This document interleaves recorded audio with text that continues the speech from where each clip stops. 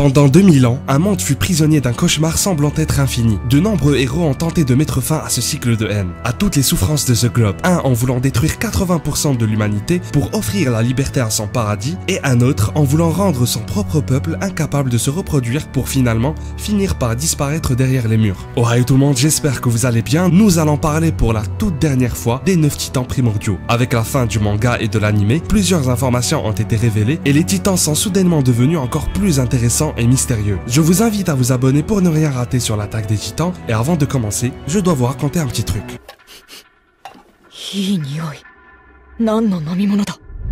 Il y a 1420 ans à Berlin, alors que les recherches sur les titans et leur fluide cérébrospinal étaient en plein essor, les Ackerman ont découvert un autre liquide révolutionnaire appelé Oli. La légende raconte que ceux qui l'ont bu ont réussi à rompre leur lien avec le roi Fritz. Ce breuvage avec très peu de calories a même supplanté des boissons populaires comme le Coca-Cola ou encore le Jäger. Offrant une variété de saveurs, du thé glacé recommandé par Levi Ackerman à d'autres ensembles, Oli est la clé pour se sentir véritablement libre et léger. Puisqu'il est important de contribuer après ce grand terrassement, commandez dès maintenant votre lot, emballé dans un packaging 100% recyclable et envoyé personnellement grâce au titan de Falco. Ce qui m'a surtout plu, c'est que Oli prône sans sucre, avec des colorants naturels très riches en vitamines et antioxydants. C'est le choix parfait pour ceux qui cherchent à vivre pleinement sans finir en titan. Avec le code Senpai5, bénéficiez d'une réduction de 5 €. Et au passage, je vous recommande grandement la saveur Strawberry Shark conçue par Xaver, l'ancien titan bestial. Retrouvez tous les liens en description et dans le commentaire épinglé.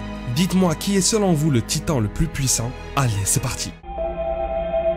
2000年の間、世界を最上の平和へと導くとともに、破壊へと導いた巨人たちがいた。9人の始まりの巨人と言われるのは、以下の通りだ。ひとまずあんたは賭けに勝った。ここからだから。約束してくれ。戦士として最後まで責任を果たすことだ。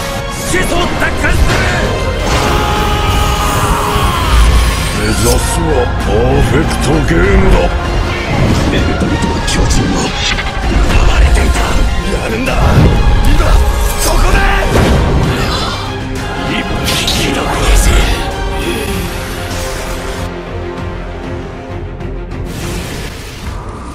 1、戦鎚の巨人。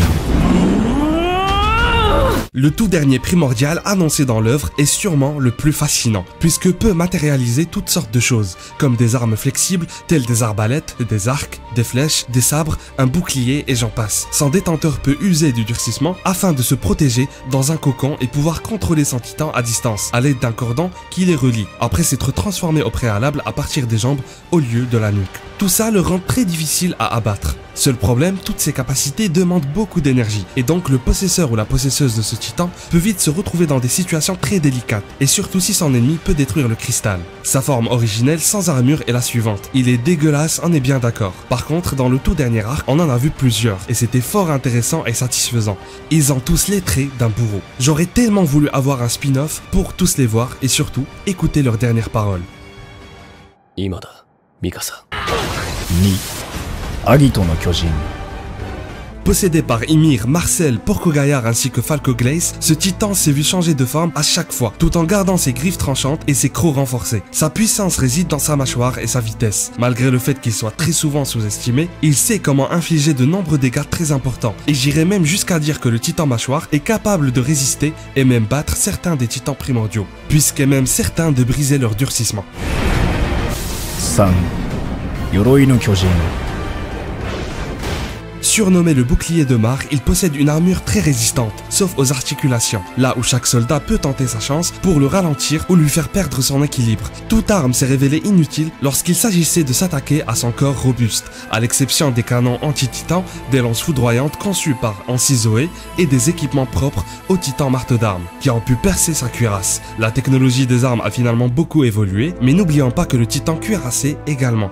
Au cours des années, plus le temps passait et plus la créatrice Ymir en façonné de façon à ce qu'il soit à jour pour s'adapter au monde qui l'entourait. Il peut aussi gagner en vitesse en se débarrassant de quelques plaques situées au mollet grâce à son durcissement intégral, était capable de détruire n'importe quel mur et résister à lui seul face à une centaine de titans et à la source de toutes choses. Mais ça, c'était surtout grâce à Rainer Brown qui finalement aura été le tout dernier détenteur du titan cuirassé. En tant que guerrier, il a dû faire un choix et en tant que tel, a dû l'assumer jusqu'à la fin. 4、車力の巨人。 Nous voici avec un véritable monstre qui a su se montrer très utile à chaque fois, que ce soit pour des missions de reconnaissance et d'infiltration ou pour tuer un grand nombre d'ennemis à la fois. Il peut se déplacer correctement sur le sol comme dans la mer, et le plus impressionnant, c'est que le détenteur peut rester sous sa deuxième forme pendant plusieurs mois, sûrement car ce titan requiert moins d'énergie que les autres. Très pratique pour emporter et déplacer du matériel, il a plus un rôle de soutien qu'autre chose, mais avec Pickfinger, ce géant primordial a dépassé toutes nos attentes. Elle a pu se transformer plusieurs fois et à chaque métamorphose a réussi à garantir l'élimination d'un titan. C'était juste incroyable, ce grand final restera inoubliable tout comme cette femme. Seul défaut, sa régénération est jugée trop lente. Petit secret pour les animés en lit, voici le titan charrette qu'on aurait dû avoir depuis la saison 3 partie 2. En effet, Isayama a changé le chara-design de son détenteur qui au début était un homme. 5、超大型巨人。 Véritable dieu de la destruction, le monstre qui, à lui tout seul, aura tué des millions de personnes, ennemi du début jusqu'à la fin. Malgré le fait qu'il soit lent, reste invincible et presque impossible à approcher, puisqu'il est capable de dégager de la vapeur d'une température d'enfer, lui permettant de contre-attaquer, mais aussi de s'affaiblir, à cause du fait qu'il devienne petit à petit plus mince. Ce dernier peut également disparaître en une fraction de seconde selon les situations. Il peut aussi faire sauter une très grande surface, comme ce qu'on a vu à Shiganshina avec Bertolt, dans son enfance aussi, et à Mar avec Armin. Nous avons eu la preuve que ce dernier lors de l'arrivée des navires de reconnaissance Mar, qu'il s'était intentionnellement métamorphosé sans provoquer le souffle d'explosion afin de protéger ses alliés. Un tel géant tombait dans un premier temps entre les mains du tueur de l'humanité, puis entre celles de son sauveur. 6、女型の巨人。 Détenu par Annie Leonhardt et est le plus polyvalent de tous. Ce titan fut victime de plusieurs expériences Mar. Afin de le rendre surpuissant, Annie a dû avaler plusieurs fioles de tous les genres. En absorbant un morceau d'un autre titan, pouvait en obtenir ses facultés spéciales. Ce phénomène se produit plus facilement chez le titan féminin.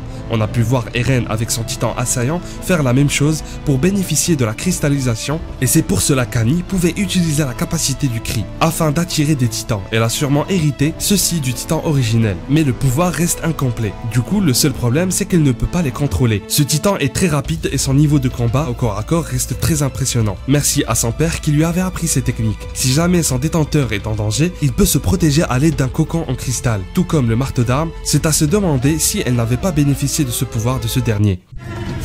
7、獣の巨人。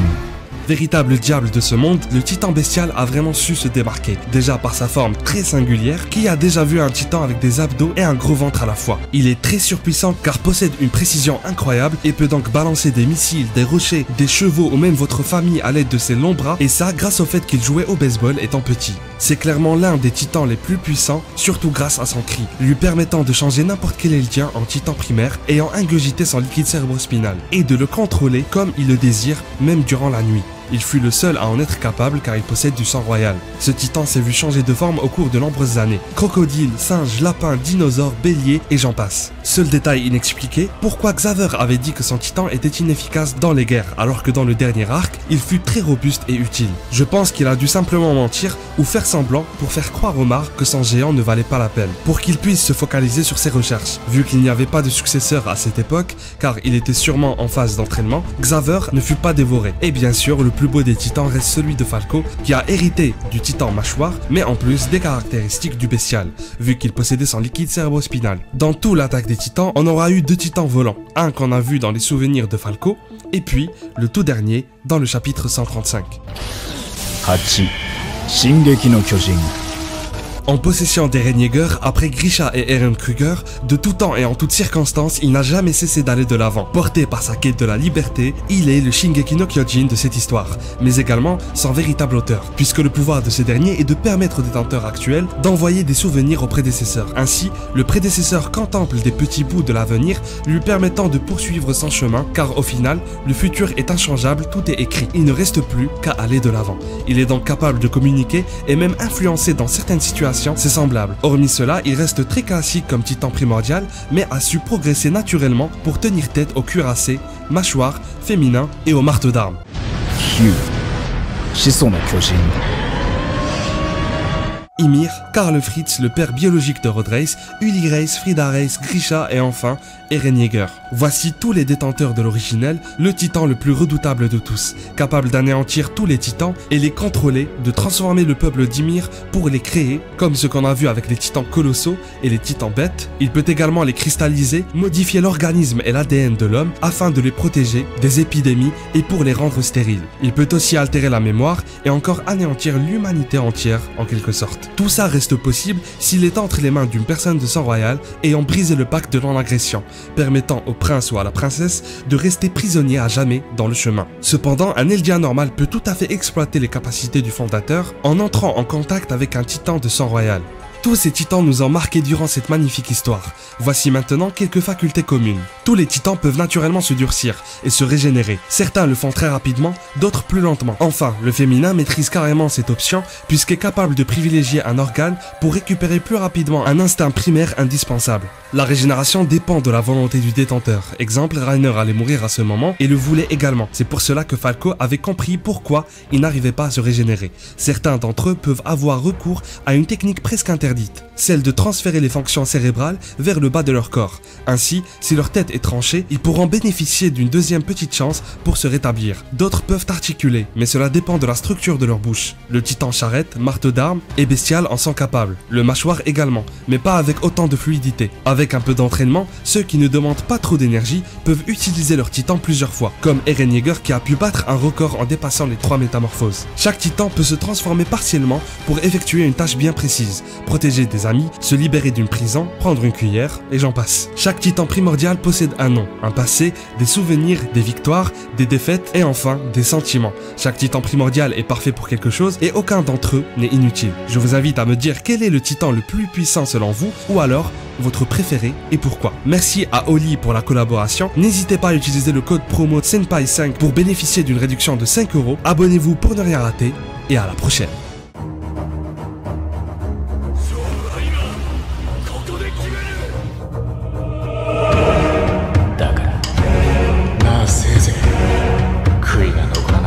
自分で選べ。我々のいずれ必ず付き合う。まだかな。お前胸張って生きろ。やるんだな今。